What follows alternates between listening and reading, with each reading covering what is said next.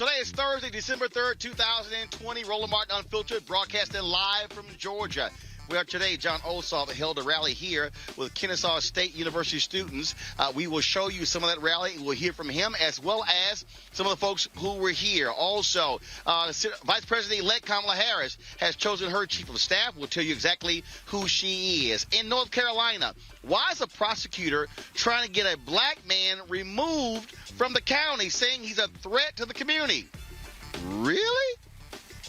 That's how we now rolling? Okay. Gotcha.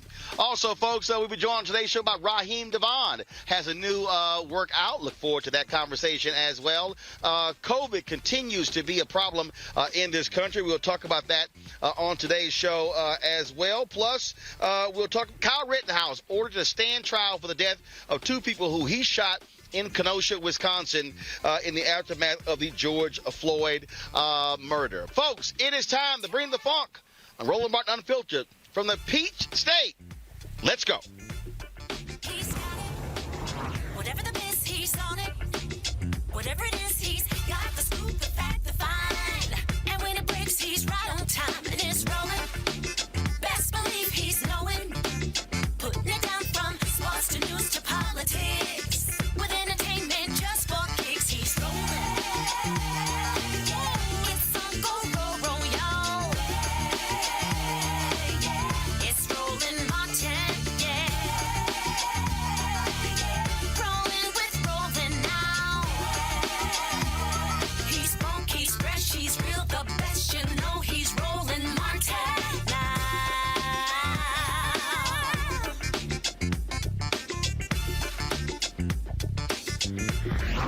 Martin. Stop. Folks, we're here in Georgia where the Senate runoff is in full swing. Monday is the deadline to register to vote in the January 5th runoff. Jon Ossoff faces incumbent David Perdue. Pastor Raphael Warnock faces Senator incumbent Kelly Loeffler. And so it has been a knockdown, drag-out battle already, and it will intensify even more so. We're here at Grace Christian Community Church, where Jon Ossoff held a rally today with some students from Kennesaw State University. It was organized by NAACP leaders on that campus. It was a socially distanced event held here, right here in the parking lot of the church, just right behind us.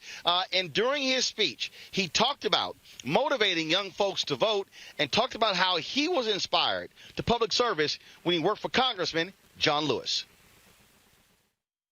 Hey, what's going on, KSU? Can y'all hear me all the way in the back out there? Y'all can hear me out the way out here? You look beautiful. I know we're spread out. I appreciate it. We're taking care of each other. Everyone just take a deep breath. Kind of look around. This is democracy in action. Right now, the eyes of the whole nation are on Georgia. And I've been through it with my team 1,000 ways. And the bottom line is that victory in Georgia comes down to young people in Georgia. And that means that the eyes of the whole nation are on young people in Georgia. That means the eyes of the whole nation are on you. The eyes of the whole nation are on us. And the stakes could not be higher. We're living in the midst of a tragedy, a crisis. More than 250,000 Americans killed by a virus that our leaders told us was no deadlier than the flu. Y'all heard him. Y'all heard Senator Perdue back in the springtime.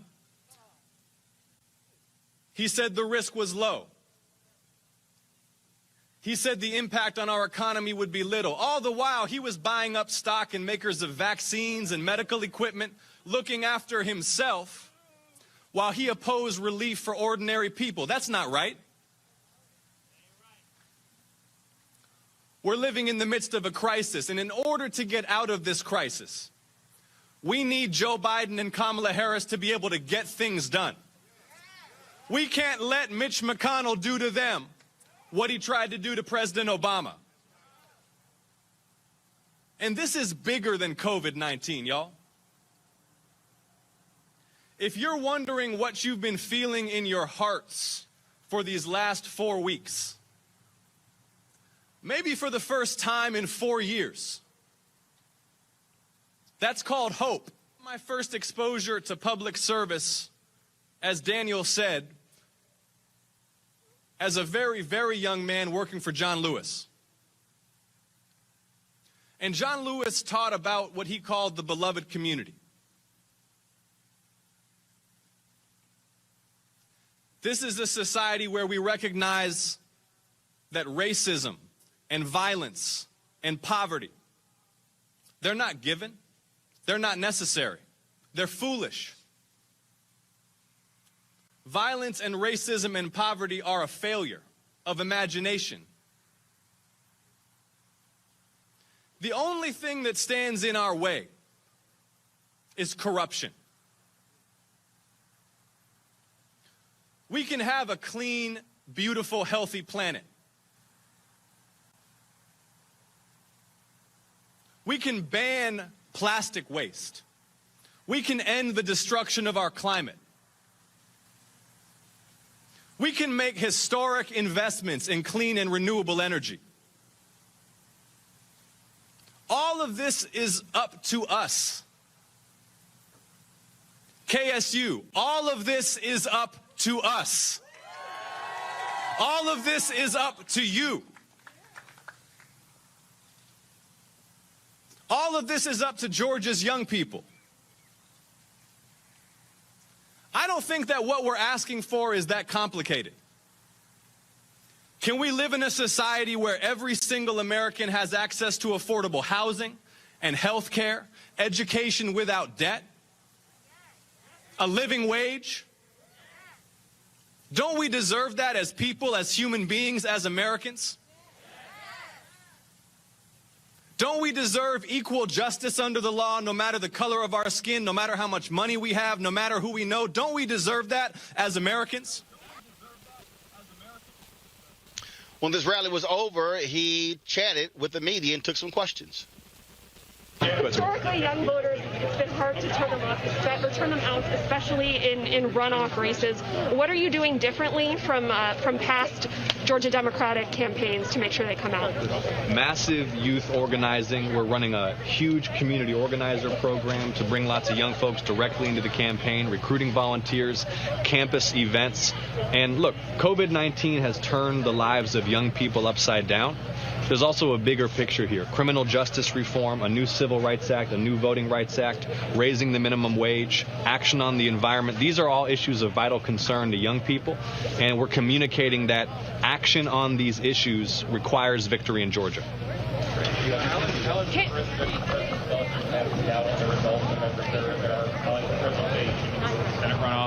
How do you see the Republican resistance to the election results playing out for you? Do you think it's a help to your campaign that Republicans are openly debating whether to vote at all? I see it as an open attack on the voting rights of black Americans in Georgia. Because when Lindsey Graham, for example, calls Georgia's Secretary of State and says, why don't you just throw out some legally cast ballots and throw this state for the president, what he means is, why don't you disenfranchise black voters in Georgia? It cannot stand. The attacks on voting rights are unacceptable, and it's why we need a new Voting Rights Act to secure the franchise for all Americans. Cool. Caroline, go ahead. You are going to be on the debate stage against an empty podium at this point on Sunday night. How are you preparing for it? Well, I'll be debating on Saturday, and David Perdue is pleading the fifth. He obviously doesn't believe he can defend his gross misconduct. And let me just say this for everybody. David Perdue's defense at this point now amounts to the fact that he was not criminally indicted. The fact that he was not prosecuted by the Department of Justice does not clear him of wrongdoing. He has been lying all year. How many reporters, how many news organizations received indignant statements on the record from David Perdue or his spokespeople denying that he managed his own stock portfolio? It was a federal grand jury subpoenaing banking records that found out he does in fact order trades himself. So he can brag about how he's not been prosecuted criminally for his misconduct. It doesn't make it any less wrong. And the people of Georgia are fed up with his corruption and Kelly Loeffler's. Rolling. Hey, can we go to Jayla and then we'll go to Let me get rolling real quick. Then we're gonna, yeah. One of the big issues, Democrats don't typically do well with runoff elections. Are you micro-targeting areas where there was weak turnout in the general, especially African Americans and young voters, in hitting those cities and trying to get them to turn out? Because that's really going to be the key. This is a turnout race, pure and simple. This is all about energizing grassroots enthusiasm to get out to the polls. And what I said in my remarks, the story in Georgia is very straightforward. You got the young Jewish son of an immigrant running alongside a black preacher who holds Dr. King's pulpit, building a movement for health, jobs, and justice for the people, running against the two most notoriously corrupt members of the U.S. Senate. And it is absolutely about inspiring people out to the polls, defending voting rights for black Americans, and making sure that everybody understands the stakes of this election. Thank you. So there's a Florida attorney that is trying to get people to register to vote in Georgia that don't actually live here. What are some of your thoughts about people that are trying to get that to happen, trying to sway this vote? This election is for Georgia residents only, and I denounce the conduct of that Republican official in Georgia. And we're going to make sure that we're empowering Georgians to vote in this election and to decide the outcome. Mr. Ossoff, given that Joe Biden was able to turn this state from Republican red to Democrat blue, what kind of pressure do you personally feel if you're not able to do the same and turn this from a moment into a movement? Well, we are turning this into a movement. I mean, look at the young people out here today sticking around in this parking lot. Y'all feel it? Yeah. We are turning this into a movement. This is a movement for health, jobs, and justice, being led by two Democratic candidates who are the face of the New South, building a multiracial, multi-generational coalition that demands better for the people, that rejects the flagrant corruption of politicians like David Perdue and Kelly Loeffler. And we recognize the stakes. They're going to try to do to Biden and Harris just like they tried to do to President Obama. We can't afford that in a crisis, not when the stakes are this high. So we are getting out the vote like never before, and the young people who are here today are going to power that effort through to victory on January 5th. And everybody remember, December 14th is the first day of early voting. I appreciate y'all. All right, thanks everyone for coming out. Thank you.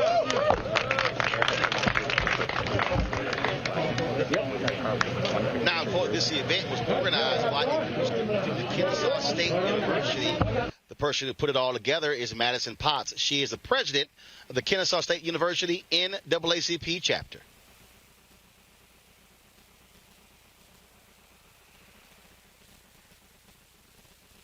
Our vote is our voice, and students have the power. I recognize in this last election that we really turned Georgia blue, and it's important that we use our power and we use our voice, and that we do everything that we can to mobilize, and not just go out and vote, but we bring our friends, that we text, that we phone bank, and that we use our power in every way that we can to be sure that we support candidates that are for our causes. Now, of course, with your capacity in NAACP, that's separate because the NAACP does not endorse candidates. And so as you as an individual who's doing so. And one of the things that that Jon Ossoff was talking about, Raphael Warnock, really trying to get young voters to step out. And there are several different areas in the state where black turnout was not strong. What about that, trying to get to those folks to make them understand why the runoff matters? So in terms of reaching out to black voters and young voters, I think it's important to meet them where they're at. So that's why we're so happy to even be able to be at Grace Community Christian Church today, and to reach out to students and bring them to this location, because it's great to have events out in the city, but we got to meet students where they're at and recognize that and help them to see that there's power in their vote, and help them to see that candidates care about their concerns. All right, Matthew, we appreciate it. Thank you so much. Thanks so much.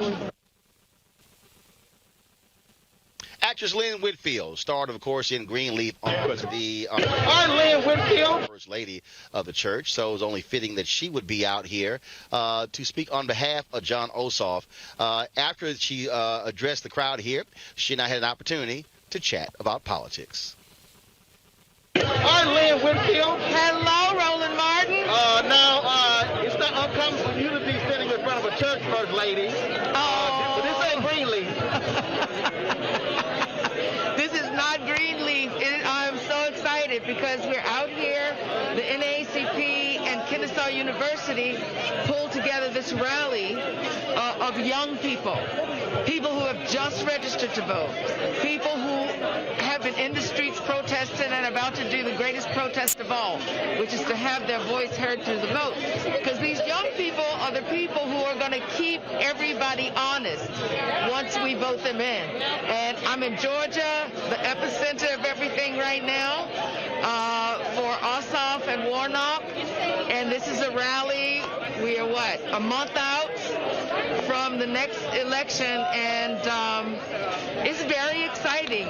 These kids, your brothers were up there stepping, and the students are out here very excited and very engaged. So I'm very, very happy about where we are right now, but we have so much work to do. Now, for the folks out there who don't know, who don't realize, you are a political junkie. Let me tell y'all something. When I was at CNN, Lynn used to be texting me when I was on the air. Roland, say this. I'm like, Lynn, I'm working.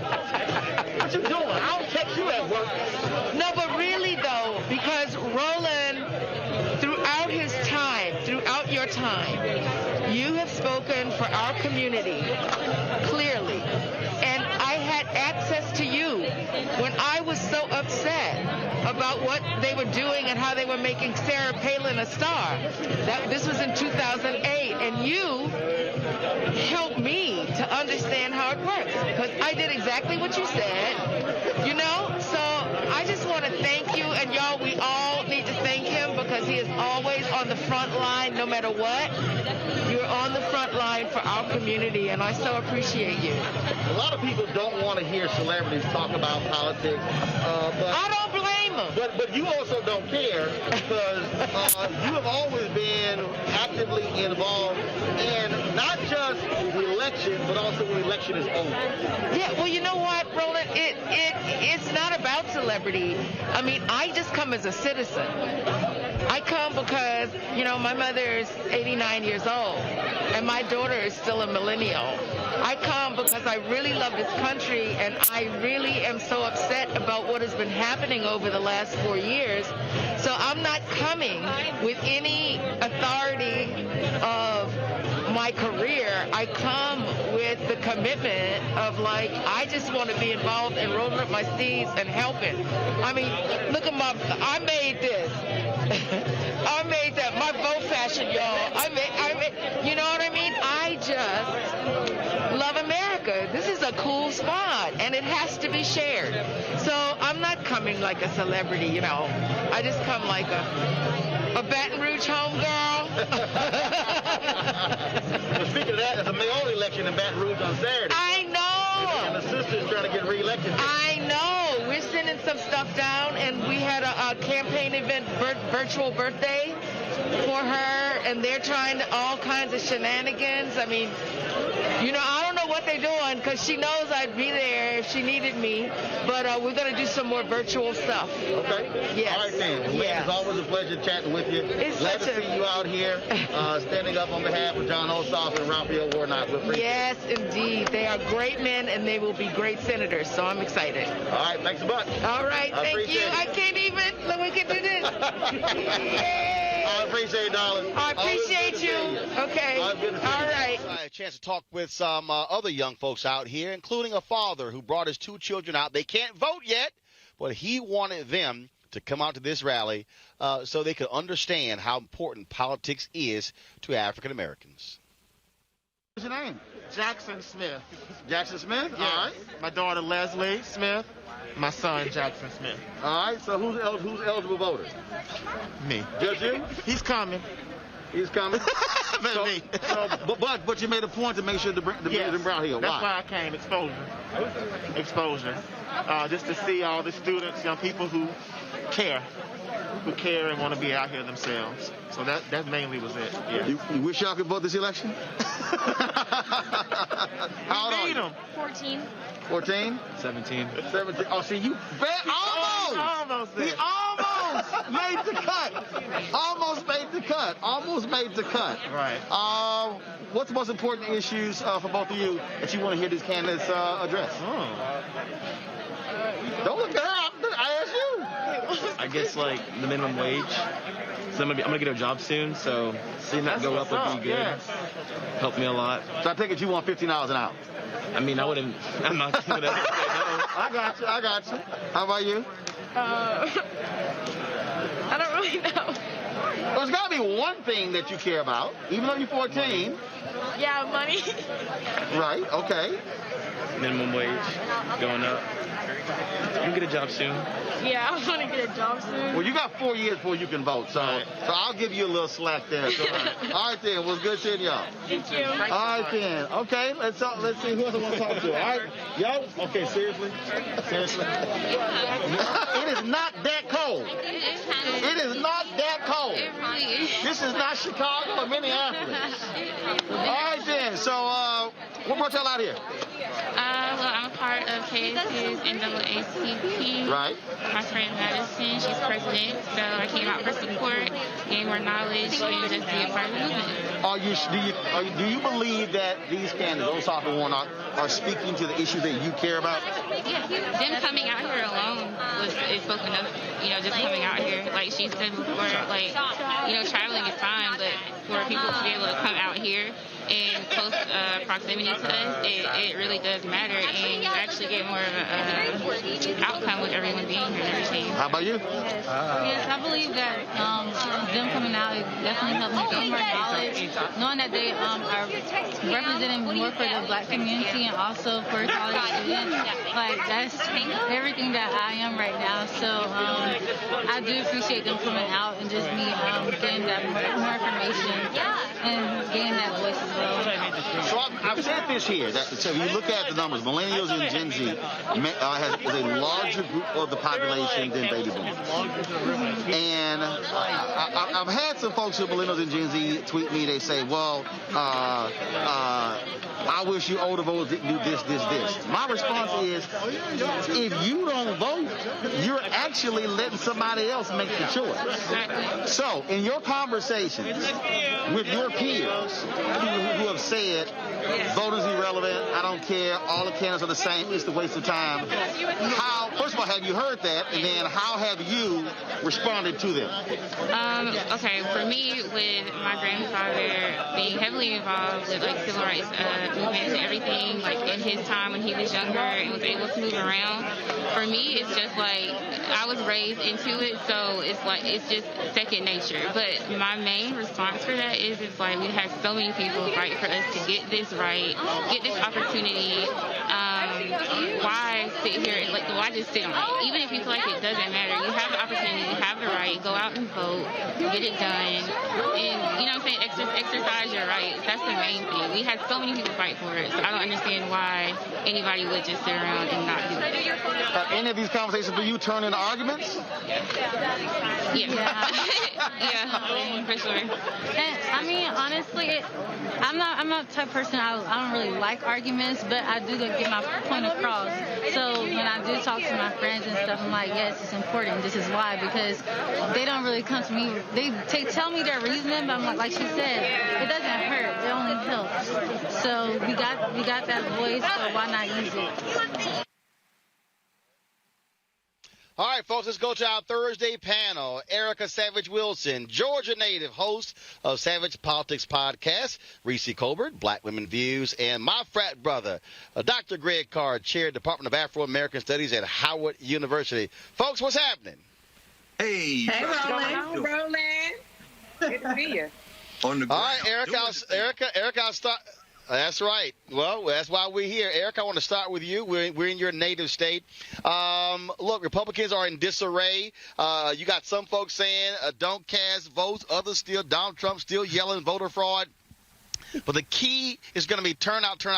That was the question that I put to Jon Ossoff. Raphael Warnock knows that as well. And there are a lot of black folks, for instance, in the metro Atlanta area.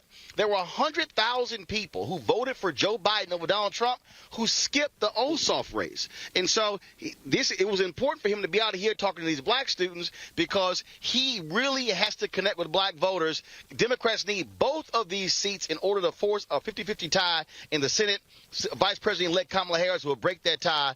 And so it's all going to come down to, can they bring out young people, bring out African Americans to put them over the top? Absolutely, Roland. So glad that you're in the home state of Georgia. You know, one of the things that is critically important as well, you talked about the young turnout, is that the AU Center is right here in the heart of Metro Atlanta, and that some of those students will not be on campus. You have a small percentage of students that will remain on campus, but for those students who need to either cast an absentee ballot or they're going to be voting in person, they need to know how to do that properly. So the ones that will be casting absentee ballots, they need to know that in the third section of that secured ballot, that they absolutely need to make sure that wherever they're going to be homesteading away from school, that they make sure that they put that address in that box.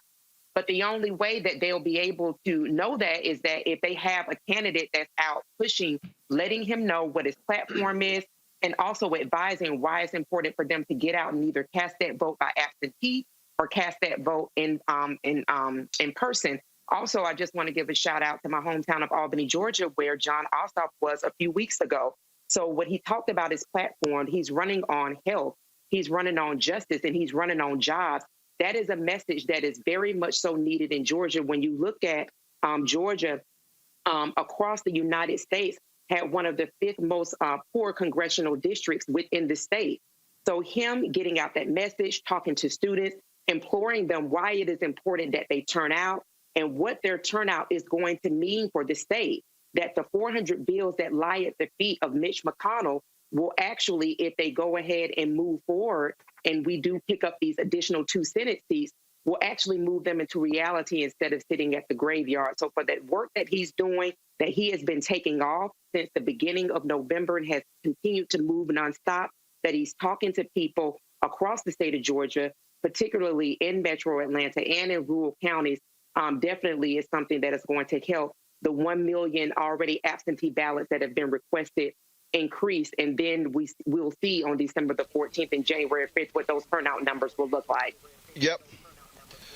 Reese, you saw, of course, Ossoff. He's been hitting David Perdue hard. Perdue has been lying about those stock trades. He has financially benefited from COVID-19. He is refusing to debate Jon Ossoff on Saturday because he got nailed in the last debate. And so he said, what the hell, I'm not even going to do that.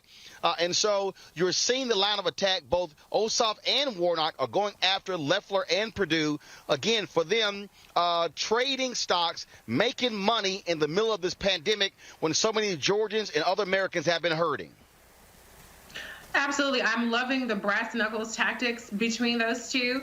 But I think it's also really helpful to them because you have Republicans in Georgia, people like Lynn Wood and Sidney Powell, that are actually doing the work of suppressing or depressing Republican enthusiasm for these 2 particular candidates, saying that they should, not vote until we figure out what's going on with Georgia and the voting and trying to delegitimize the elections, which has the impact of deterring Republican voters more so than it does Democratic voters. And so they're really getting hit by all sides. So I think it's really important to hammer home that message. I don't know how much it necessarily converts voters, but it certainly does have a deterrence impact. And that's something that Republicans have really figured out, is how to deter higher propensity Democratic or even lower propensity Democratic voters through attacks, through personal attacks. So it actually works. So that's really smart. But more importantly, as Erica pointed out, Jon Ossoff is really giving a message that's very clear. It's about jobs. It's about healthcare. It's about justice. And I think that will resonate. And I think that it's important to also emphasize to younger voters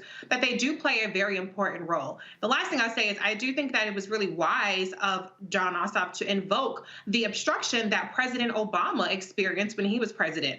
Unlike Twitter, President Obama is exceedingly popular with Black voters, and he's going to be stumping for both Ossoff and Warnock, I think, tomorrow.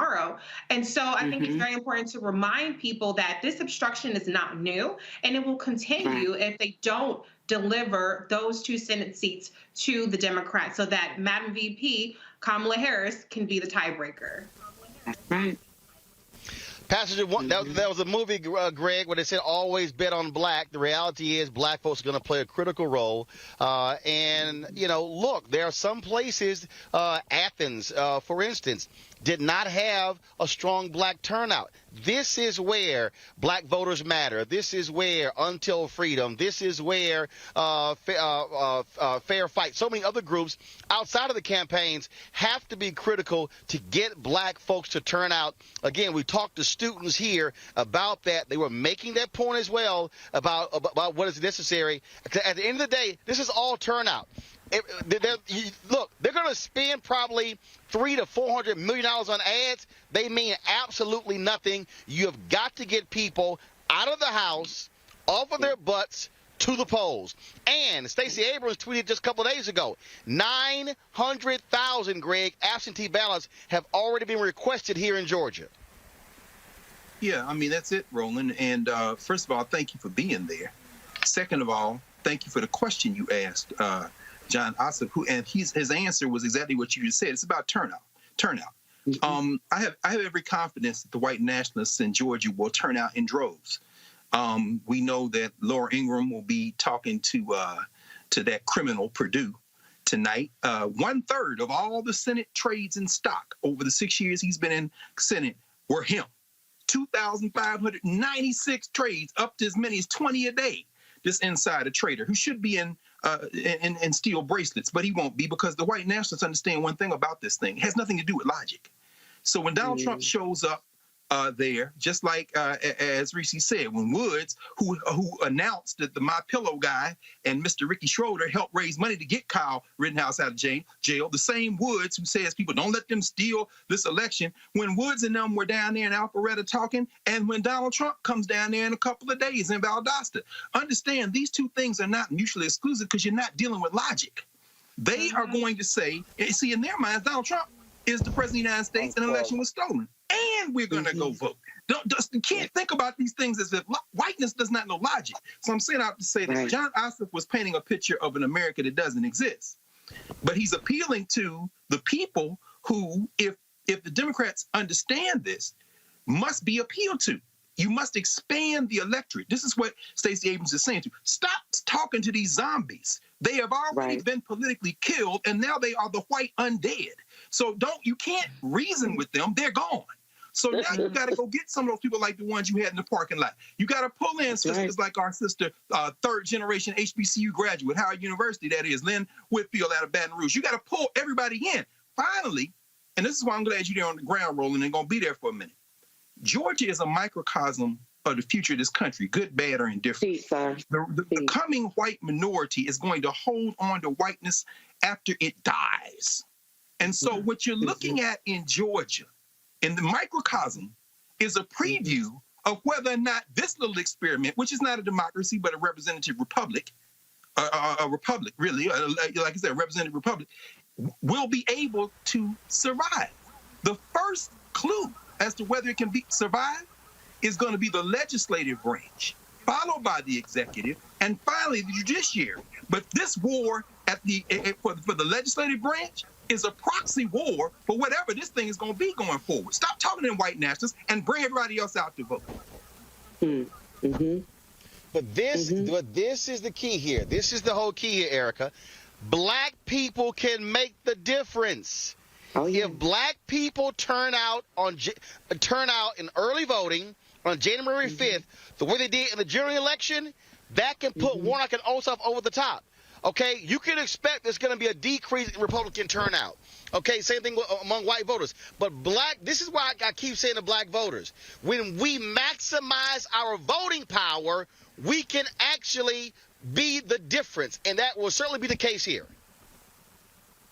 Oh, absolutely, Roland. And what I have been so proud to see since being home in Georgia is going home on the weekends to my home of Albany, Georgia, and seeing the different groups that are coming together, the Southwest Georgia Project, looking at different elections that are continuing since this general election to do canvassing. They are going out and they're talking to people in rural Georgia. They're talking to people in Southwest Georgia. They're talking to people in South Central Georgia, because there are people who are young. There are people who have not been talked to, who perhaps did vote in the general election, but weren't aware of this special Senate election runoff, specifically in Georgia, who've not been touched. And that those people are on the ground doing on-the-ground canvassing, that they're getting people registered to vote, that they're also making sure that people are registered to vote and are requesting their ballots, and then advising people, please do not wait until December the 14th to vote, that you can go ahead and secure your absentee ballot, and you don't have to wait till December 14th to turn out. So there are people that are on the ground that are still doing the work. There'll be events that'll be happening on the ground this weekend throughout the rural counties, because what they do understand is exactly what you said, Roland. The key to flipping anything that is winnable is turnout, turnout, turnout. And so I'm really excited, though, even though we're in a holiday season, we're seeing COVID numbers that are going up, that there are groups that are socially distanced, that they are masking up, and they are going out and they're urging people in the communities to make sure that they return or that they are securing their absentee ballot to vote and make sure that the Senate indeed works for the people.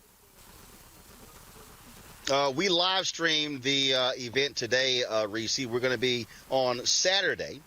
There's going to be a joint rally with Raphael Warnock and Jon Ossoff taking place in Conyers, Georgia.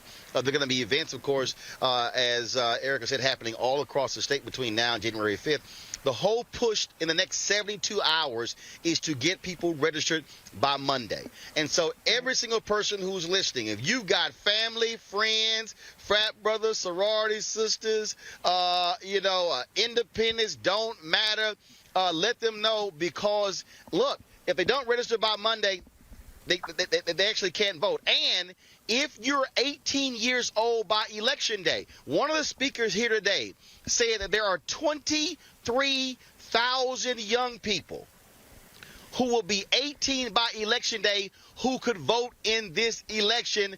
23,000 votes could decide this race. We saw how close Biden, he won Georgia by less than 15,000 votes.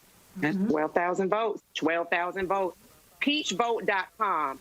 That is the much shorter URL for people to go to so that they can, in fact, get their secured ballot. Peachvote.com. There are people that are throughout the state making sure that you are registered to vote and making sure that you, in fact, do get your secured ballot. Everybody, please go to peachvote.com. If you're not sure if you're registered to vote, go to the Georgia Secretary of State's website and check it out. And then if you're not, get registered and secure your absentee ballot today. Reese, you made the point about, the agenda. And if you're African-American out there, this is real simple. If Democrats don't win these two seats, and they have to win both, that means that Mitch McConnell is in charge. Mitch McConnell will get to decide who is in the cabinet of Joe Biden. Mitch McConnell will decide federal judges. Mitch McConnell will decide what bills come up. So if you're black, or you watching us, even if you're not black, because we got non-black folks who watch us, who are white, Latino, guess what? If you don't want those idiots controlling the agenda for at least the next 2 years, you better be sitting here picking that phone up, using social media, texting and calling people saying, hey, Georgians, make it happen. Right. I know people are sick of us talking about voting and elections and how you got to do this and, oh, it's doom and gloom. But listen, y'all, we have to complete the work. If you get 85% of the work done, would you go out the house with 85% of your tracks in your head or 85% of your hair braided? No. Would you go to work with 85% of your hair faded, 85% of your beard cut up? Right. No. Are you going to wear 85% of your eyeglasses? You got to see. So, we have to complete the work. And it's actually one of the least painful things we can do to move this country forward. Y'all might have seen the proposal, this bipartisan proposal that Mitch McConnell's already kind of rejected. There's no money in that for you. If you get those 2 seats, there's money for you specifically, not just money for corporations, not just money for hospitals, which is important, and local governments, but money in your pocket. You will not get a stimulus check if Mitch McConnell is the majority leader. They're talking about $300 for unemployment or $400. You're not going to get $600 again like you did early in the pandemic if Mitch McConnell is the majority leader. These are tangible things that are at stake that you can kiss goodbye completely for at least the next 2 years. Then we got to have even more work to do in the next 2 years after that if we don't get the Senate, because then everybody's like, well, I don't see what happened. What have the Democrats done for us? Well, did you vote in Georgia so that we can get these Senate seats? So there is so much at stake here, and it's just a minimal effort to vote, to register to vote, and just complete the work. And then we can all, at least for a little while, sit back And you can complain about whatever you want to complain about. You can demand whatever you want to demand. But nothing gets done without these 2 seats, period. That's right.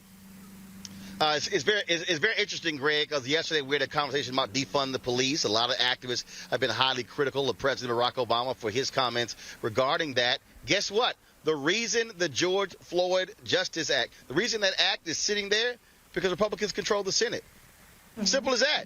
That if Democrats win these 2, that bill can get passed, barring of somebody like Joe Manchin acting a damn fool, and refusing to support it. But the bottom line is this here. If they don't pick up the 2, it's mute. It doesn't matter. They have no shot. And Republicans have already shown they don't care. In fact, Greg, the Republicans are complaining right now that Biden isn't consulting them on his cabinet picks. I'm sorry. Why? Well, again, Roland, this is critical. And let me echo what Reese has said. The most important thing right now in terms of federal electoral politics is to get these 2 seats. And that has to be our laser focus. Now, because this is Roland Martin Unfiltered, and our the folks who watch and participate in this movement, this media movement, are astute enough to understand we can talk and chew gum at the same time. We can frame it a little bit in the larger context. So number one, it's all about getting these 2 seats. But let's be very clear. Mitch McConnell has destroyed the United States Senate as we knew it. Oh, no, I shouldn't say that. He has revealed the United States Senate. Donald Trump is just part of a larger thing. What we've seen accelerate is the steady deterioration of white power that has been a steady deterioration since the passage of the Voting Rights Act of 1965.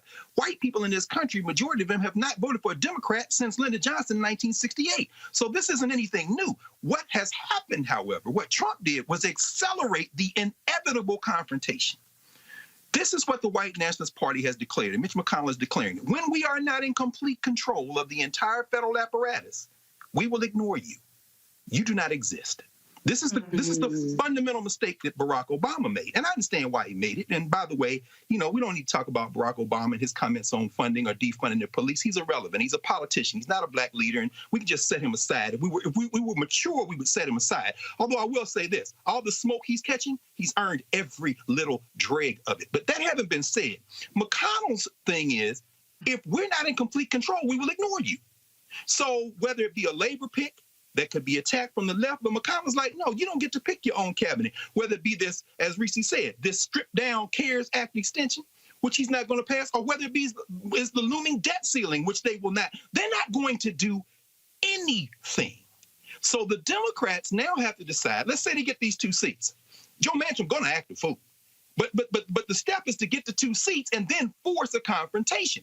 The strategy, finally, the Democratic Party is going to have to decide going forward whether they get 2 seats or not, whether they get one of the 2 seats or not, is whether or not they're going to hold the line. Let's say McConnell says, we're just going to ignore you. You don't get your cabinet picks. Do you then, does Biden-Harris then say, we're just going to then allow a cabinet not to be formed in this country and expose and make people make this choice and make some recess appointments at the end of 2021 and force the hand? They're not going to do that. Why? Because Joe Biden has already signaled that I'm going to capitulate. They shouldn't even be talking about this less than $1 trillion plan. But why are they doing it? Because they don't understand that this is not a democracy.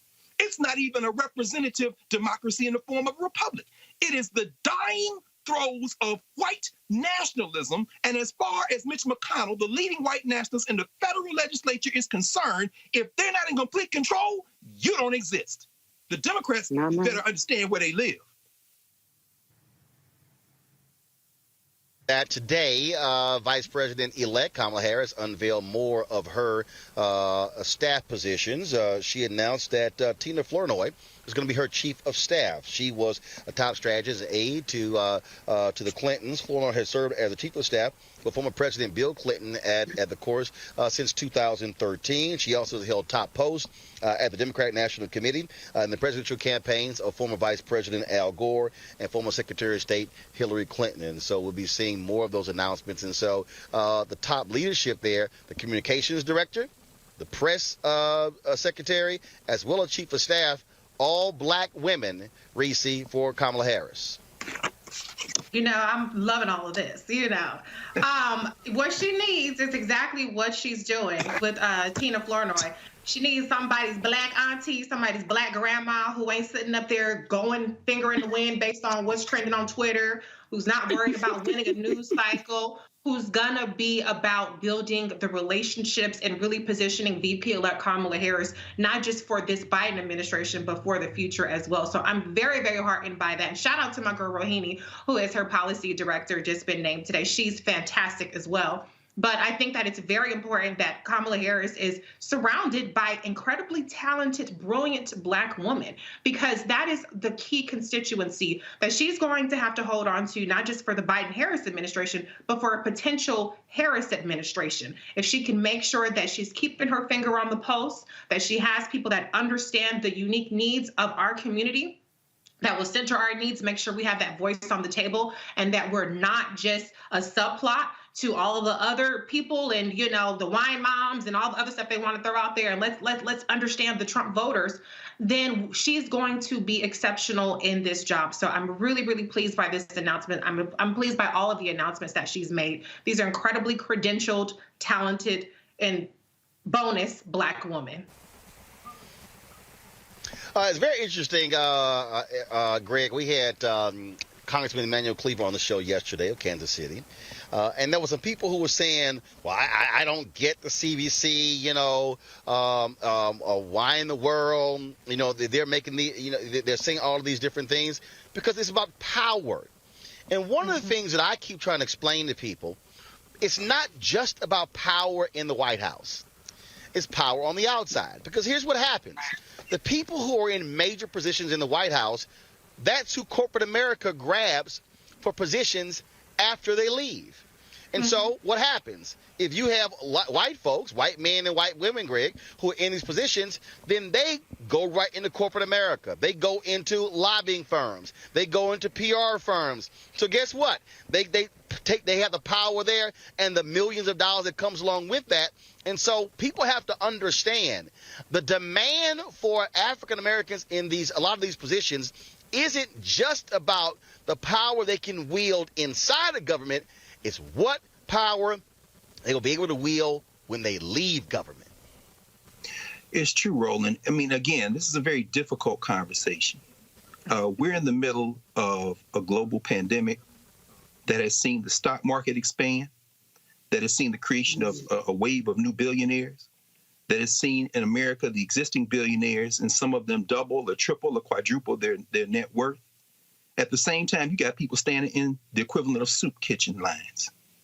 Radical inequality is going to tear this whole political economy, the global political economy apart. So when you start talking about the politics of demographic representation, the number of Blacks who were invited into that tiny group of white elites that manage the affairs of the political economy, you're talking about something that's not as important necessarily as what's bubbling up from beneath. So in the case of somebody like Tina Flournoy, of course, overly qualified. She was Bill Clinton's chief of staff for almost 8 years, last 8 years. You know, that she represents basically a signal that we're going to reestablish business as usual in terms of a kind of stable American government. Now, that's not a bad thing, certainly, because you got chaos in there right now. You know, the Israelis taking out Iranian nuclear scientists, and in America, I'm sure Mike and Pompeo knew about it, and you're going to try to start a war on your way out, execute. I mean, so you have to do that. But when you see Nancy McEldowney, she was retired. She served under 6 presidents. What they're signaling is we're going to reestablish business as usual in American diplomacy. That ain't good for Africa. In fact, there's a real criticism to be raised on McEldowney and some of the things the Obama administration did, for example, in North Africa, like Libya and places like that. So there's that going on. But what we're really confronted with at this moment, because we're confronted with a moment when something new is being born, but the old thing hasn't died yet. So these appointments are being pulled from a kind of stock that has been developed, including Rohini, as Reese said, who has been around, a younger generation coming in, but they're coming out of an apparatus that predates Trump. and it comes out of Obama, it comes out of Clinton. In other words, it's kind of returned to the kind of thing that every administration does, with the possible exception of this Trump administration. Why is that necessary to pay attention to? From the bottom up, you've got in the federal legislature now some of those elements of people who don't want to do business as usual, who are now, because the legislative is going to be the first of those three branches that are going to reflect this kind of surge of, y'all got to change something. Status quo ain't doing no good. You know, Janet Yellen and them can be proposed, and then the people out there in Detroit can say, you know what, we're going to withdraw this notion of rolling back these industry standards on emissions because we like Joe Biden and we was going to do whatever the president did because we do a lot of business with the government. These people coming into the federal legislature now like, no, you got to stop this as business as usual. So what did you see today? You saw the House of Representatives, the Democrats nominate Sean Patrick Mahoney to lead the DCCC and defeated Tony Cardenas, who ostensibly was out of the Hispanic caucus, who's ostensibly representing part of that surge. Why do they put Sean Patrick Mahoney in there finally?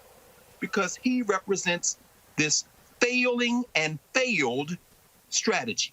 Let's go chase these invisible white working class voters, these white nationalists, and if Democrats aren't careful right now, they are going to set it up to lose in 4 years, to lose seats in 2, and to have a much more painful confrontation with the end of white power than would be necessary if we could just simply mobilize new voters and get them in and continue this momentum. But it's going to be very painful if they don't learn that lesson, and it doesn't appear to me that they have. All right, speaking of white power, we're going to go to a break. We come back. A prosecutor in North Carolina, why does he want a black man removed from existing? Because he said he is a threat to the community. We will talk to that brother next on Roland Martin Unfiltered, broadcasting live from Georgia, where we're 72 hours away from the deadline to register to vote in the January 5th runoff. Be sure to get that registration in. We'll be right back.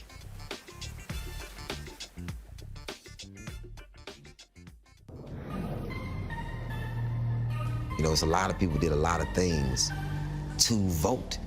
It wasn't just something that was handed over. You know how many of your ancestors, so when people talk to me about how black they are in their heart, I'm like, but you don't do nothing to honor the ancestors for the things that they put in front of you. It's blood on those votes.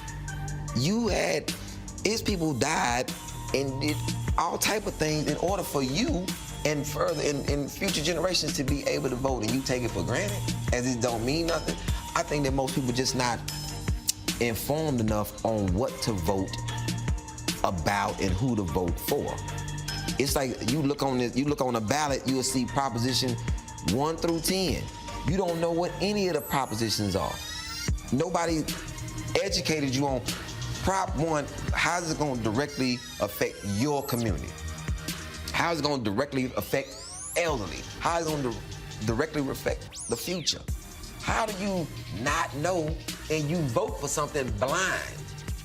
Or you don't vote for something blind? Or you see a name, you have no clue who this person is. And you just, it's all Democrat. I'm going to vote for everybody on the Democratic. Like, sometimes we be voting for people who ain't got no backbone. I still think in my mind, who are the people that we voted for, that we put in office, that chose to accept that they couldn't nominate a Supreme Court justice? They accepted that. The Republicans told them they couldn't do it because it's a lame duck president. What you mean? Right. What do you mean? Love your neighbor as yourself. It's a value we all try to live by, but in Washington, it's been forgotten. It's clear. Our politics are broken, overcome by a selfishness that rewards money and power, leaving far too many of us out of the conversation. I'm Raphael Warnock, and I see you. I see too many communities left behind, too many hard-working people ignored. I'm running for Senate to be your voice. That's why I approve this message. I'm Jon Ossoff, and the path to recovery is clear. First, we listen to medical experts to control this virus. Then we shore up our economy with stronger support for small businesses and tax relief for working families. And it's time for a historic infrastructure plan. to get people back to work and invest in our future. We need leaders who bring us together to get this done. And that's why I approve this message.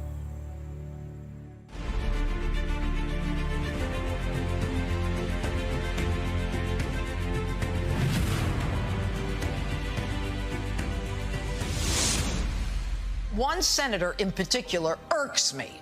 A Senator Kelly Loeffler, not elected, but appointed just a couple months ago. Calls across the political spectrum for the resignation of Republican Senator Kelly Loeffler of Georgia. Loeffler, her husband's the chairman of the New York Stock Exchange. I know that sounds like a joke about rich people in an Adam Sandler movie. That's a real thing. He owns the stock exchange. So they're two regular down-home folks. One of the first things they did after they found out just how bad the coronavirus would be during closed-door Senate briefings was sell a huge amount of stock. You sold over $1 million in stocks in your own personal portfolio before the market went down. They were making a bunch of moves in the stock market to make sure their portfolios were protected instead of making sure you were protected.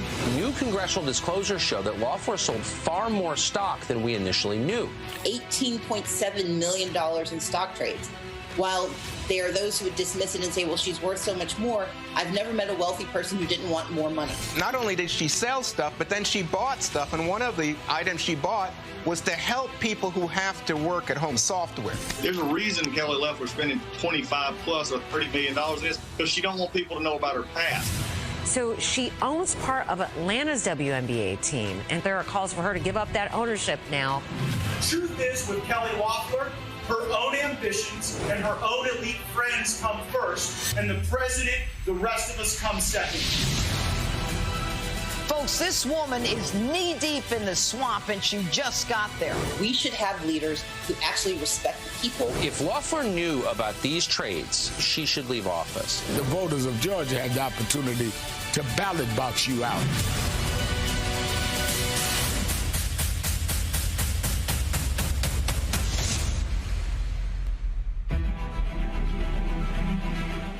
I'm Bill Duke. This is Diala Riddle, and you're watching Roland Martin, Unfiltered.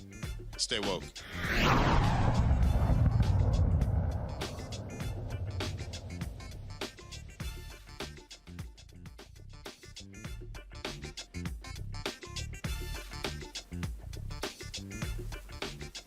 Oh, it must be something to be a threatening black man. Yesterday, a judge in Alamance County, North Carolina, denied a prosecutor's request to bar my next guest from county property. The prosecutor actually said this brother was a threat, a danger to the community, and insisted that Reverend Greg Drumright and the supporters are likely to riot. Why? Because they have been organizing marches dealing with the issue of early voting. And that was, of course, you might remember, we played you the video where a group of demonstrators were pepper sprayed on the way to the polls. However, the judge said the prosecutor's motion simply was too broad and inadequate. Guess what? On Monday, Reverend Drumright and the others marched to try to get the charges against the protesters dropped.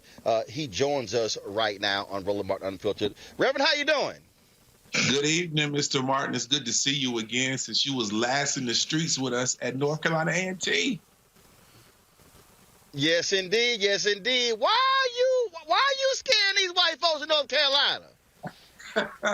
Hey, man, I'm actually in my hometown, and all of this is going on where I grew up in Alamance County, particularly Graham, North Carolina. We were leading folks to the polls on the final day of one-stop early voting registration, and here we are, still fighting for our rights. We showed that video. We remember when it happened, and because of what they did, there were people who they pepper sprayed who couldn't register that day. Exactly, Roland. Literally, I was being released from jail, and I noticed a brother about 5 minutes before me in the process, and I didn't even think that he knew who I was. I just acknowledged him, and seeing that he was about to leave the jail, knowing that election day was 3 days later, I just asked him, like I've been asking everybody, hey, bro, are you voting? He turned around and looked at me and said, Reverend Drumright, I was actually going to vote with you today. And so that moment, the disappointment of that moment has stuck with me ever since October 31st.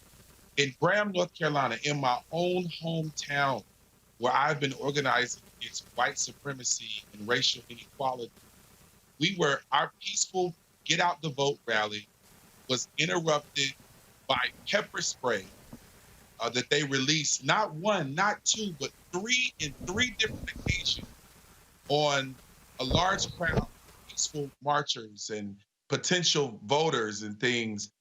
We had elderly people in the street, lying in the street, suffering from the pepper spray. We had 5-year-old, 7-year-old kids that have suffered from those traumatic events. And we've been fighting ever since then. Well, folks need to understand this is not the first time folks in North Carolina have done this. In fact, state legislators actually banned Reverend William Barber and others from the state capitol, saying they were protesting and making too much noise. They eventually lost that battle in court. And so what this prosecutor is essentially saying is you do not have a First Amendment right to protest, which is a constitutional guarantee in this country. Yeah, bro, the story actually started even before what's happened and played out this week. Earlier in the summer, the city officials in Graham, North Carolina, lifted a ban of anyone that would stand in the street or on the sidewalk and protest. If two people stood together on the sidewalk and had a Black Lives Matter sign or was saying no justice, no peace, they would be locked up and sent away. And so we had to sue the city of Graham. The lawyers committee represented me and the NAACP in the case to sue the city of Graham to get a temporary restraining order on that ban for peaceful protest. So this has been playing out ever since George Floyd's summer has begun. So yesterday, I had to listen to a DA argue on the behalf of the state of North Carolina that I was a danger to the community of Alamance County, and all that we've been doing is peacefully organized protest since June.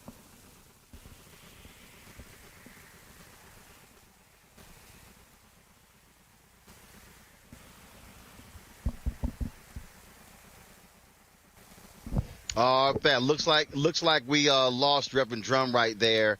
I want to bring in Erica. Erica, the point that he just made there is a critical one, and that is Reverend Drum right still there? I'm still here. Okay, gotcha. Sorry, we had lost your connection there. I want you to finish. You dipped out there. I want the last question for you: is this the end of this process, or are y'all still battling them over those charters from that march in October?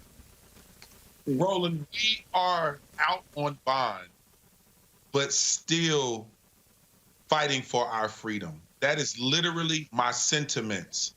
I am still facing trumped up felony charges for simply working to lead people to the polls on October 31st.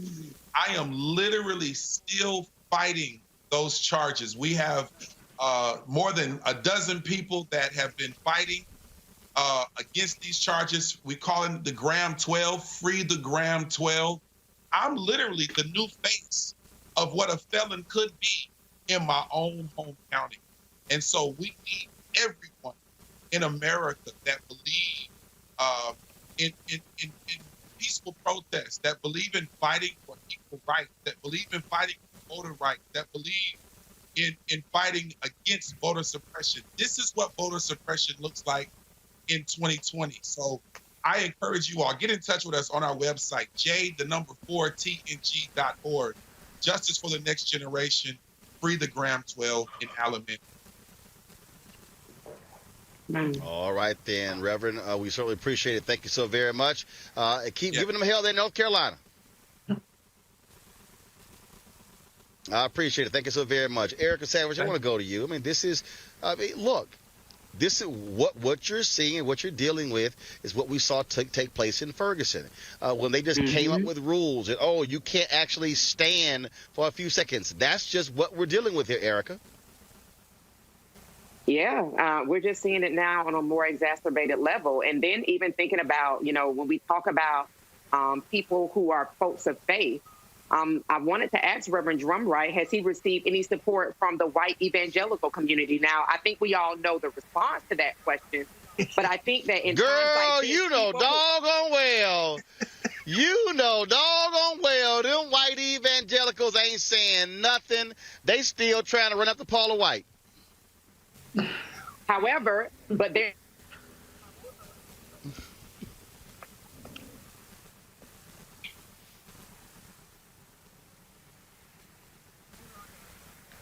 Looks like we lost Erica. Reese, pick up on that.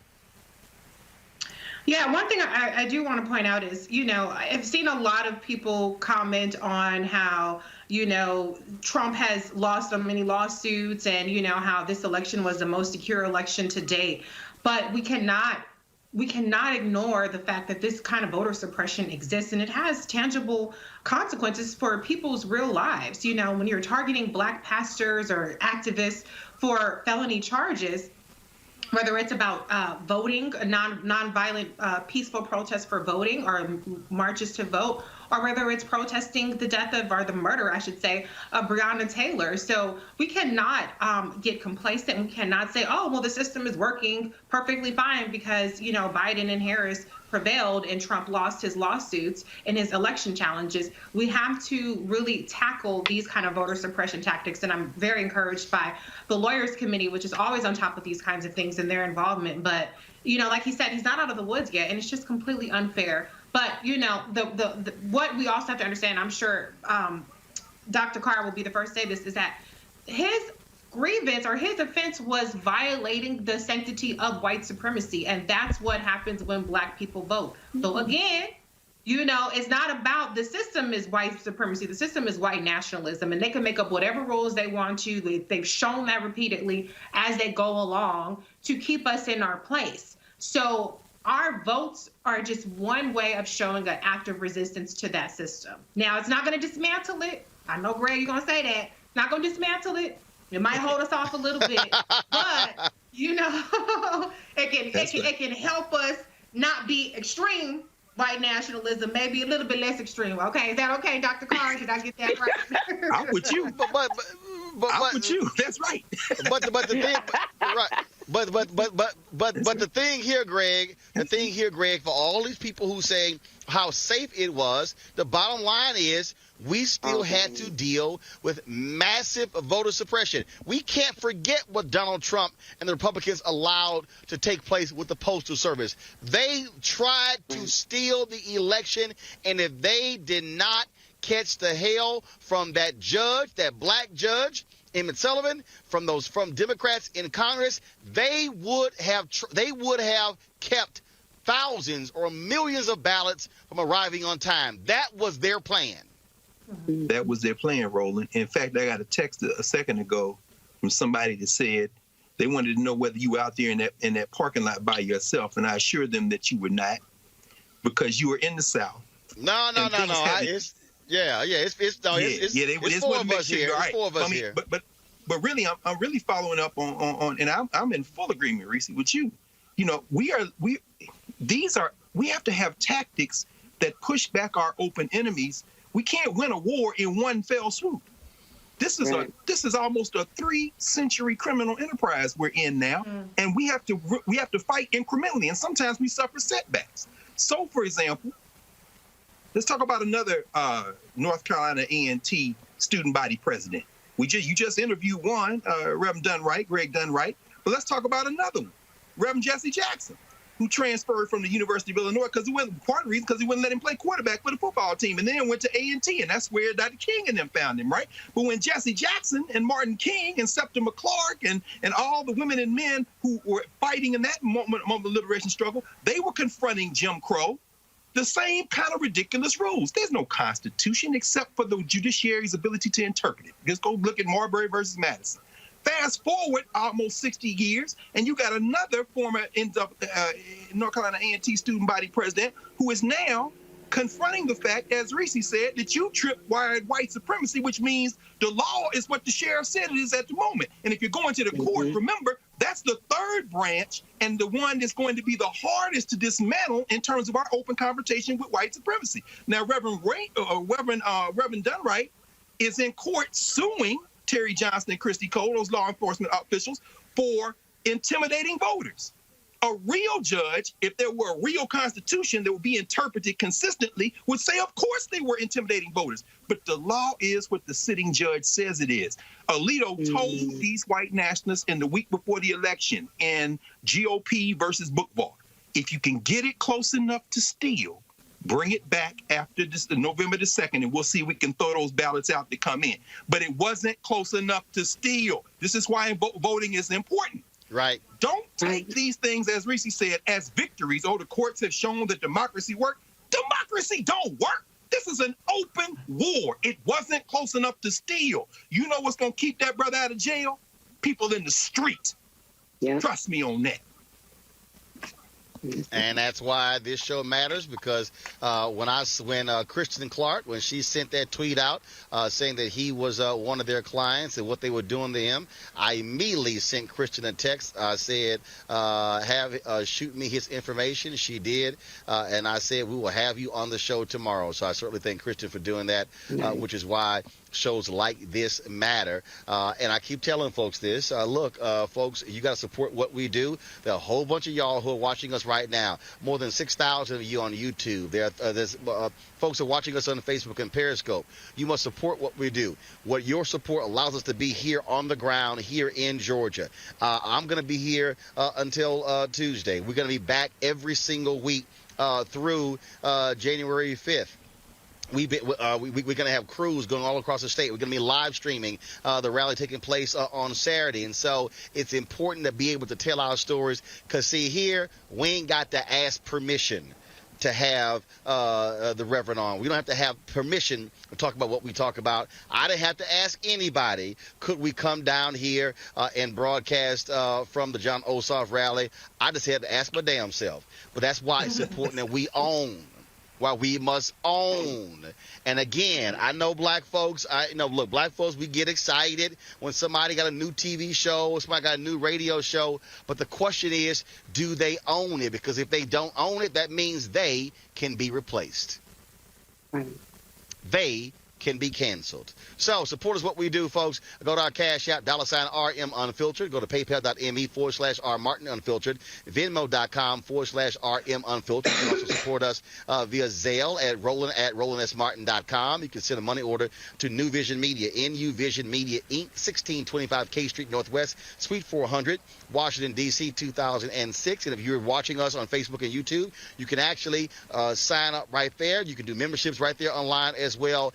Every dollar you give goes to support this show and what we do. Coming up next, Raheem Devon is in the house talking about his new project and also the kind of activism that he is involved with. That is next right here on Roland Martin Unfiltered, broadcasting live from the great state of Georgia. We'll be back in a moment. When the going got tough in business, David Perdue outsourced American jobs overseas. In a deposition, Perdue testified he spent most of his career outsourcing. You made a career out of outsourcing. How do you defend that? Well, defend it. I'm proud of it. When the going got tough in the Senate, Perdue hid in the airport bathroom and even stole someone's cell phone who asked him a tough question. You stole my property. When the going got tough with COVID, Perdue hid critical information while selling his own stocks. Records show that Senator David Perdue bought and sold stock shortly after a private Senate briefing on the virus. It's not just that you're a crook, Senator. You're attacking the health of the people that you represent. Now Perdue won't even face his constituents backing out of debate after debate. Enough incompetence, deceit, corruption, division. Change has come to Georgia. Change is coming to America. Georgia needs a real senator, not a chicken Purdue. Midas Touch is responsible for the content of this advertisement. I'm Jon Ossoff, and too many are struggling to afford prescriptions. One change in the law would make a huge difference. See, Medicare is America's biggest buyer of prescriptions, but the drug companies bought off Congress, and they made it illegal for Medicare to negotiate lower prices. It's straight up corruption. Fighting corruption is my job. I approve this message because I'm not taking donations from corporate PACs, and I won't let the drug companies rip us off anymore. We told them the smear ads were coming, and that's exactly what happened. You would think that Kelly Loeffler might have something good to say about herself if she really wants to represent Georgia. Instead, she's trying to scare people by taking things I've said out of context from over 25 years of being a pastor. But I think Georgians will see her ads for what they are. Don't you? I'm Raphael Warnock, and we approve this message. He knows he won this election. He said if I lost this election fair and square, I would concede. But he said, Lynn, I didn't lose it. I won it. And he said to me, with the conviction of the President of the United States of America, I will never concede. Never concede. Don't you ever concede, Mr. President. You won this election. America voted for you. Stay in the White House.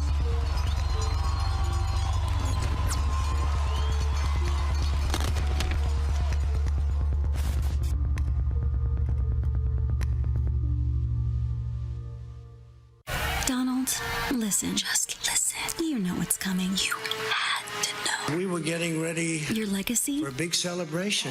Failure. It's over. And all of a sudden it was just called off. Your future? You failed. What future? Joe Biden and Kamala Harris will receive the most votes of any presidential ticket ever. Ouch. No legacy. Lawsuits. Lawsuits. Massive debts. Bankruptcy. Bankruptcy. Humiliation. Humiliation. Melania might not even stick around. No one wants a loser. Your house of cards has collapsed. It's over. Everything you've put off. Total collapse. Everything you've wanted to hide. All your secrets. All your secrets. They're all going to come out. You can't stop it. Hide. You need to accept it. And former Vice President Joe Biden will become the 46th President of the United States. President Biden. It's over. You can't stop it. Biden won. He crushed you. Accept it. I'm the President of the United States. Don't ever talk to the President that way. You can't tweet your way out of it. 400 tweets over the last 2 weeks are mostly false claims of fraud. You can't sue your way out of it. A dozen of these lawsuits unsuccessful. Your lawyers are clowns, and your so-called allies won't save you. They were never going to. Do you have anything to say to the press? They won't save you. There's just one thing you could do to help yourself now. One small thing. One thing. Get off Twitter. Get off Twitter. Put down your phone, and for the love of God, in the name of all that's holy, shut the fuck up. Shut the fuck up. I'm Chrisette Michelle. Hi, I'm Chaley Rose, and you're watching Roland Martin Unfiltered.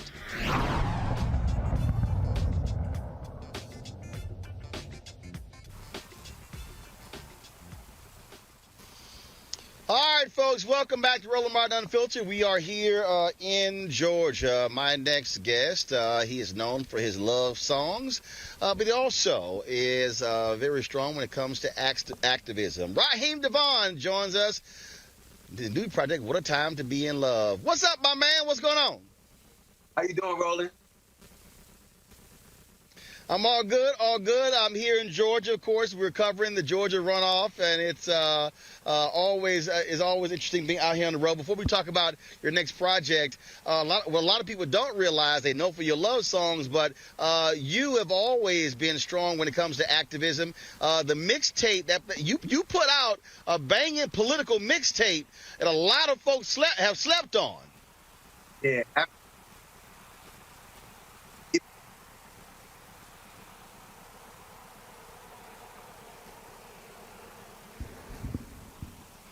Look like we're having some audio issues with Raheem, so let me know when we are straight with that. Let me just do this here. So y'all let me know when we have that done. I'm going to go ahead and I'll do this Kyle Rittenhouse story. Folks, a judge has ordered 17-year-old Kyle Rittenhouse to stand trial in the fatal shooting that killed 2 men and injured another in Kenosha, Wisconsin during a protest there.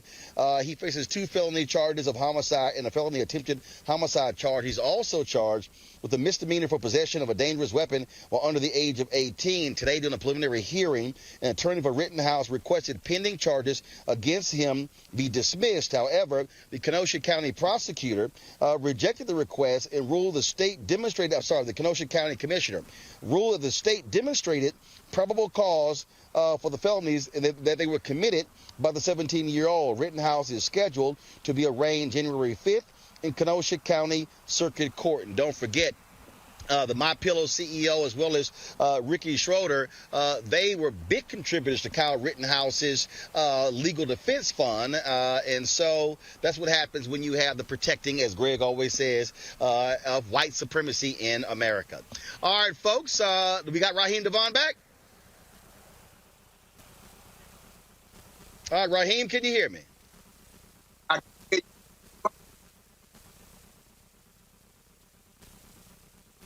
All right, he's breaking up for me. Raheem, go ahead and just talk to me again. I just want to make sure I can hear you clearly.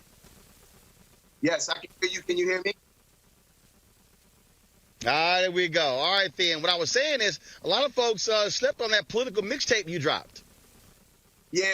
I mean, even with the new album, What It's Time to Be in Love, is available on all digital platforms. This album have conscience and have love, celebrating Black love, celebrating intimacy, but also speaking to the issues of first single.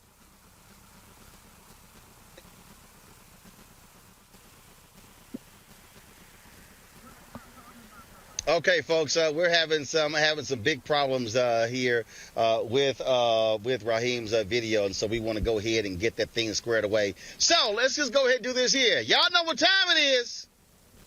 No charcoal grills are allowed. I'm white. I got you, Carl. Illegally selling water without a permit on my property. Whoa! Hey! You don't live here. I'm uncomfortable.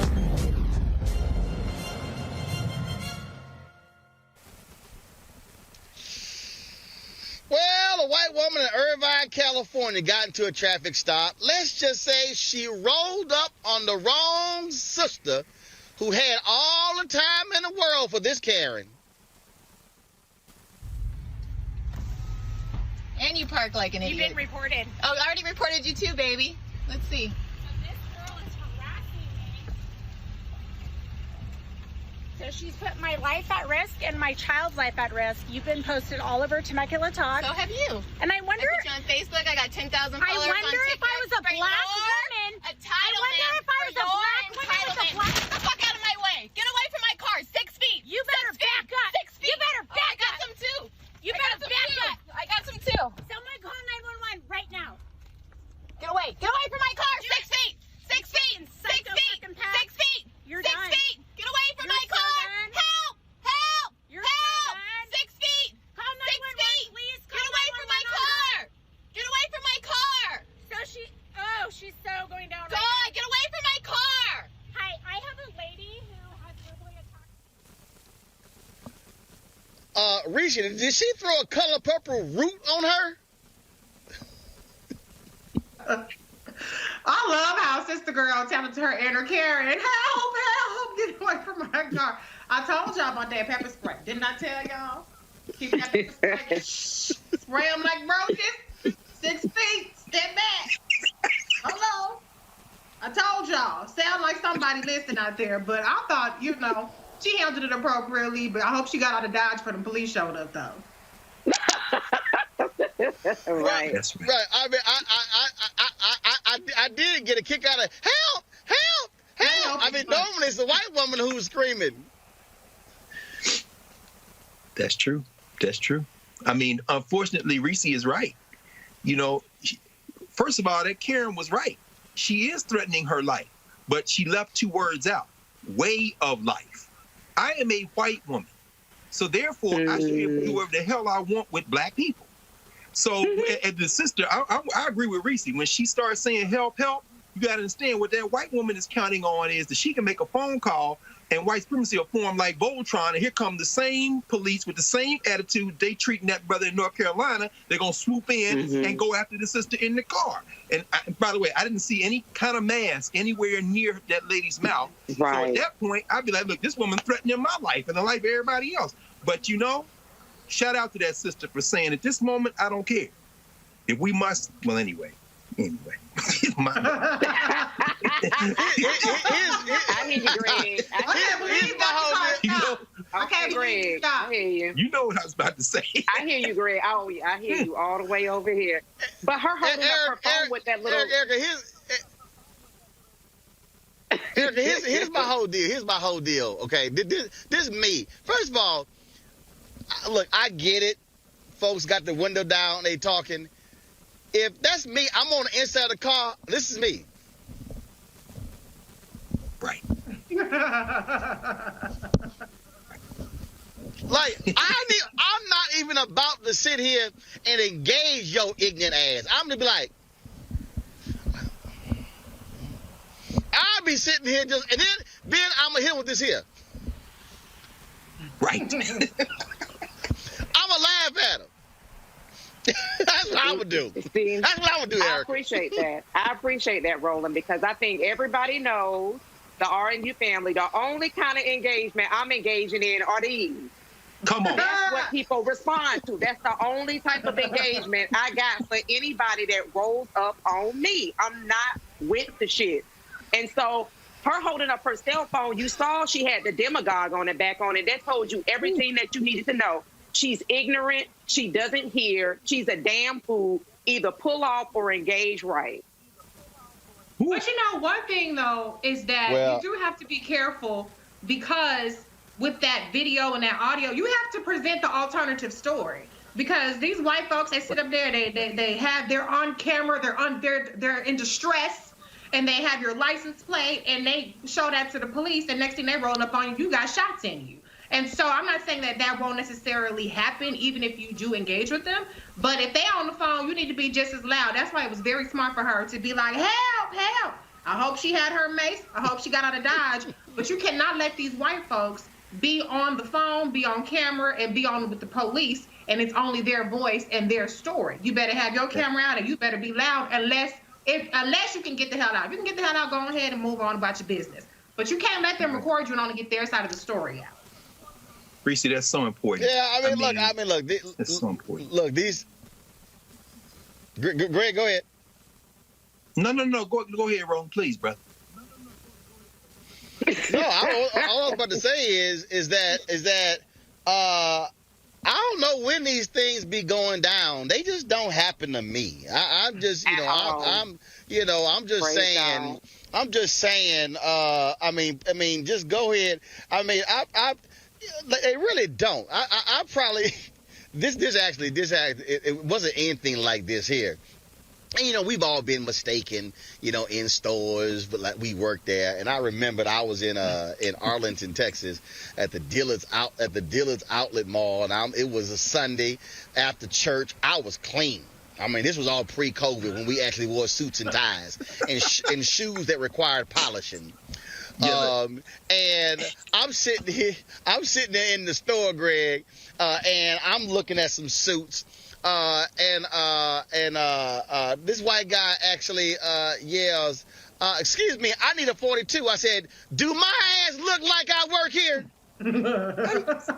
I said, look at me. Ain't nobody here with a suit this clean. Do you see anybody working here with this pocket square and tie combination? I said, no way in hell I work here. I said, and while your ass at it, get me a 48.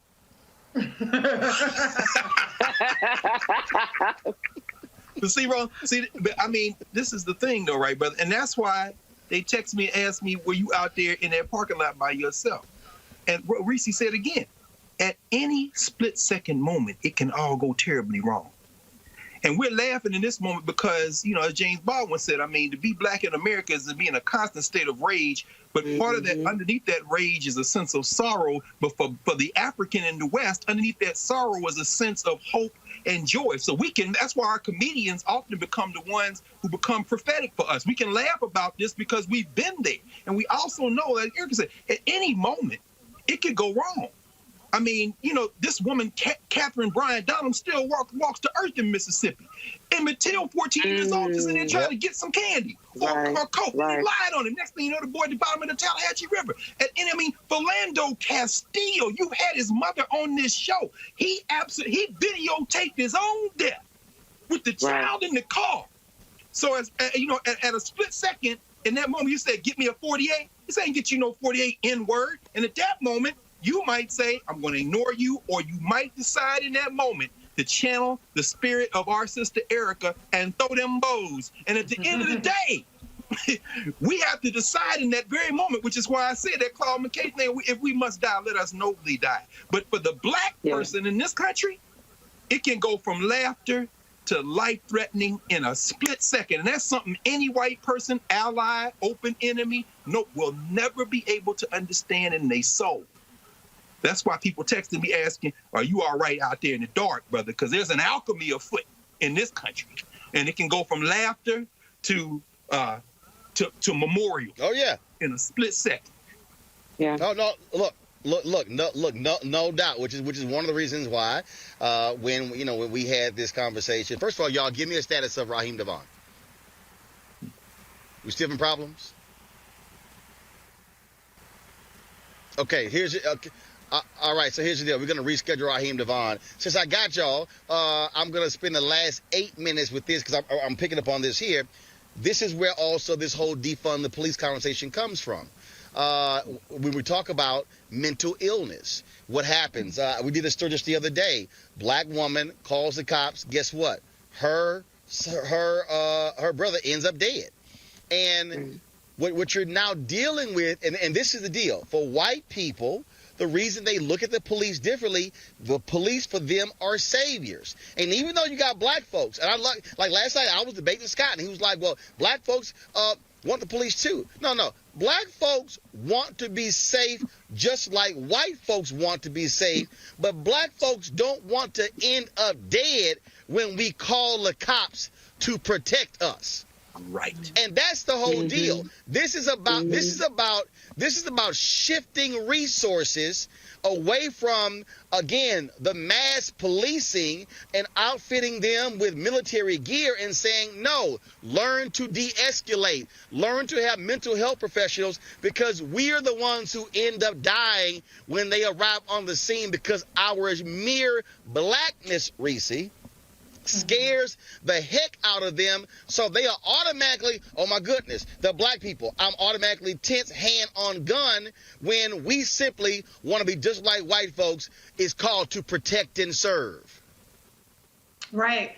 And I think that, I understand the slugfest over how to phrase it and this, that, and the other. I've said repeatedly for months now, I don't care what you want to call it or how you want to rephrase it. I'm interested in the substance and the policy at hand. And I think that's something that President Obama did articulate about having mental health services, for instance, rather than police responding to certain things. I'm going to, of course, like I always do, I'm going to big up my girl, Madam VP-elect Kamala Harris, because this is something that she's been articulating for literally decades. She literally wrote the book Smart on Crime, which was about redefining public safety and healthy communities without necessarily having an emphasis on over-policing, having an emphasis on mental health, having an emphasis on crime prevention, and really getting to the root cause of what it is that is causing these issues. As she said, when she was asked about defund the police many times throughout the course of the campaign or throughout the course of this year, that people mistake additional policing for safety. If you go to white suburban communities, they don't have the police presence that you have in black or poor, or whatever kind of communities. I'm not equating black and poor. I don't like people do that. But I'm saying in more urban, let me put it that way, communities. And so it's really about changing the mentality as to where the resources should be going. They should be going to mental health services.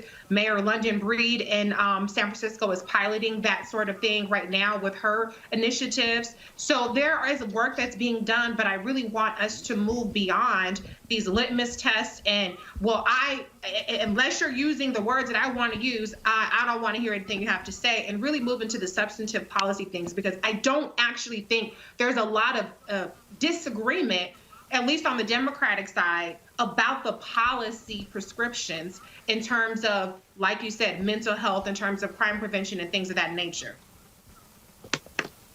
But the thing here, Erica, when I was talking about, again, when these incidents happen, when we show these Karens, again, when we even call the cops, we've got to be very leery. I think back to the case out of Illinois, where the brother was a bouncer, and he took down a guy involved, had a gun. The cops ended up killing the brother, and the other cops were yelling, "Hey, he's one of us."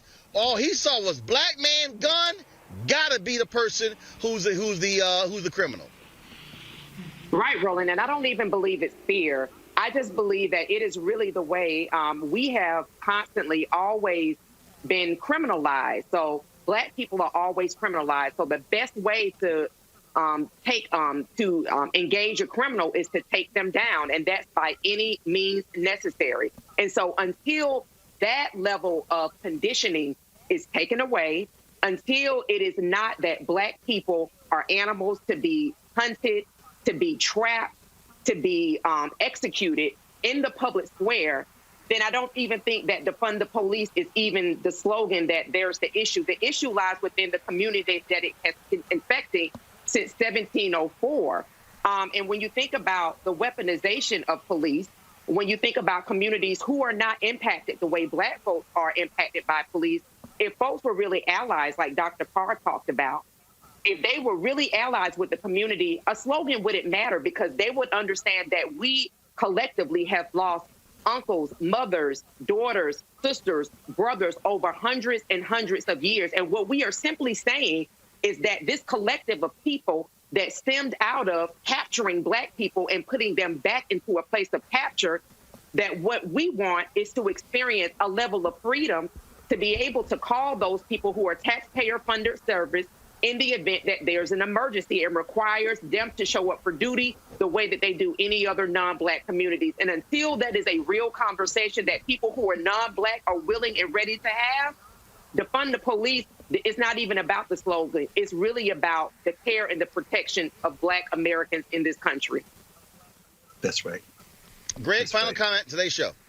No, I agree. I mean, you know, with Ayanna Pressley, with Cori Bush and them, who have said to the 44th president, bruh, silence on this. You know, I encourage everybody to go see Reverend Alan Bozak's video of his analysis of the pages that Barack Obama has devoted in his new memoir to Jeremiah Wright bashing again. Because what Bozak does is walk through how it's not helpful.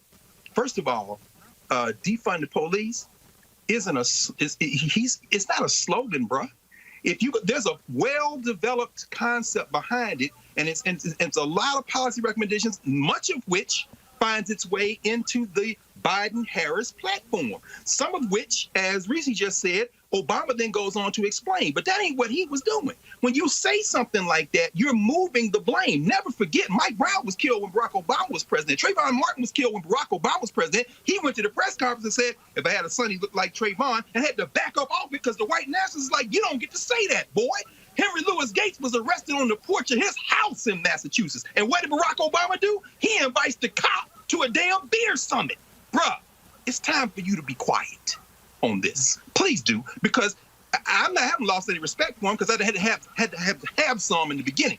I know you're a politician, but some people mistake you for a black leader. So when you get up and talk crazy like that, you know, when a white boy busts up into the church in Charleston and slaughters 9 people, and then you go to the funeral and sing Amazing Grace like you get some credit for it, When you gonna stop giving out that surplus police equipment like they were using on black and brown people in the streets of Ferguson? That's what sent Cori Bush to the federal legislature. It's time to be quiet until you acknowledge that when people say defund the police, they don't mean get rid of law enforcement. They mean fundamentally transform the relationship of policing to human beings in this country. And when white women and men and old people can be out in the streets in Portland and confront these tanks, when Kyle Rittenhouse slaughters 2 white men and harms another one in Kenosha, Wisconsin, in the wake of a death of a black man, that's when we confront this. But until then, 44th President of the United States, be quiet, bro.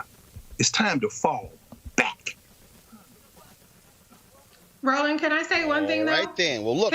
Roland. Yeah, go ahead, Reese. I do want to say. Yeah, go ahead. I respect that, but I also would like for Bernie Sanders to do the same thing, because Bernie Sanders has come out against defund the police as a phrase multiple times.